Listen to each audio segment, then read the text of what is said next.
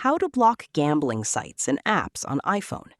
In this tutorial, I'll show you how to use screen time to restrict gambling apps and websites. First, open the Settings app on your iPhone. Scroll down and tap Screen Time. If you haven't already, tap Lock Screen Time Settings and create a screen time passcode that other people can't easily guess. Next, tap Content and Privacy Restrictions and turn it on. Now, tap iTunes and App Store purchases. Select Installing Apps and change it to Don't Allow. If there are already gambling apps installed on your iPhone, delete them as well. With app installation restricted, new apps can't be installed without the screen time passcode. And that's it. You've successfully used screen time to restrict gambling apps and websites on your iPhone.